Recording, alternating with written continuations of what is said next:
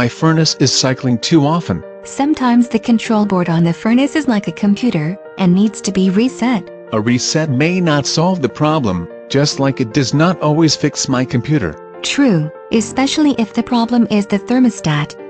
If the heat anticipator is bad, it will cycle constantly. If in doubt, it's the thermostat. But it might be a worn electrical or loose connector in the thermostat. That's a damaged thermostat too. All these thermostat problems need to be repaired by a professional, if the whole thing cannot be replaced by a simple removal and plug-in.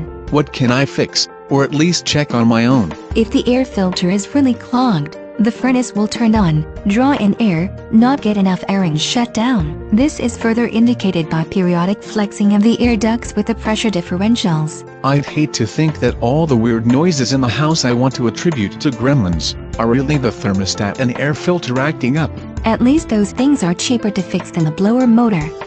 If the motor's belt is wearing out, the motor is getting stuck, or it simply loses lubrication, it won't cycle correctly. And like a car motor, you need a pro to swap it out. The air filter replacement is about the only thing you could do on your own. Unless the unit is overheating. It's a furnace.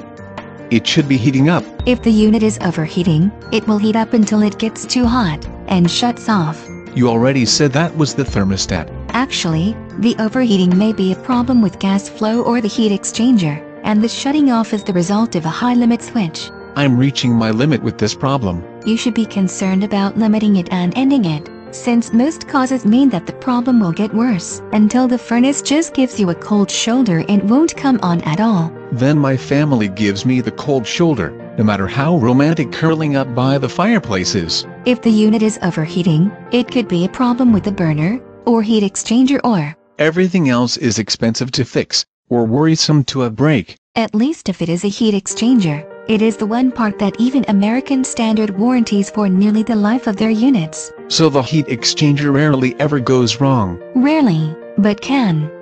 Then again, it could simply be a blocked exhaust vent, preventing adequate airflow. And that would cause it to heat up until it overheats and shuts down. If you're lucky, it is just roasted pigeon or squirrel in there. In either of those cases, I'd smell the roasted meat. A bunch of dust bunnies or debris can have the same effect. And now I need to call in a pro to clean them out. You can clean it yourself if you have the right tools. If I wanted to clean it regularly, I would not have this problem.